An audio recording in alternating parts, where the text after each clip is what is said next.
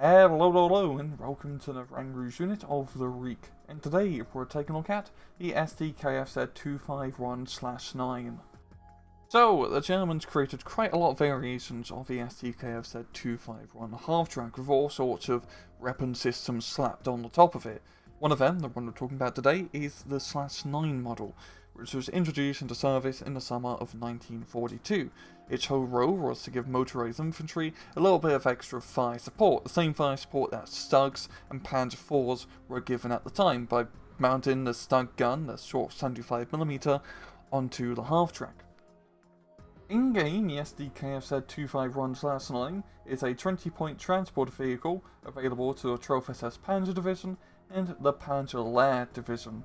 It has two weapons. So you got the short-barreled 75mm gun with AP and high explosive shells.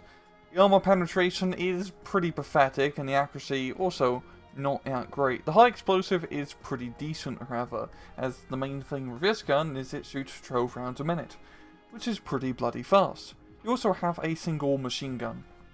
Pop down to the miscellaneous stats, has 25mm of frontal armor, Reek top armor, 10mm on the side and on the back. It goes 35km off-road, 50km on the road, very bad stealth, normal optics, and a light transport capability. In battle, the SDKFZ 251/9 it's pretty alright. It's not a crazy powerful unit, but it's also not terrible. The main thing is it's rather limited availability. It's not in a lot of divisions, only 2 of them, which was actually quite surprised me. I thought it'd be in a little bit more. But with only Trophy SS and Panzer Lehr, and with its transport capability and low availability of only 6 vehicles, you only really bring it up with leader units. And that can be a little bit of a tough sell, because usually when you bring a leader unit, most of the time I notice you just kind of want a leader to help set up the chain of command. So spending an extra 20 points on a transport vehicle can be a little bit tough. But for 20 points, you get a 75mm cannon and a machine gun on a mobile light armored transport. That's honestly not too bad.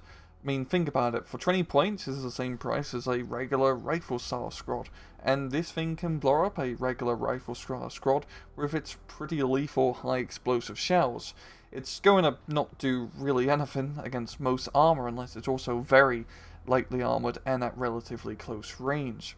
Of course, this will get killed by pretty much any tank or anti-tank gun that is set up, so this isn't good out in the open. So really you want to try and stick it in towns and forests.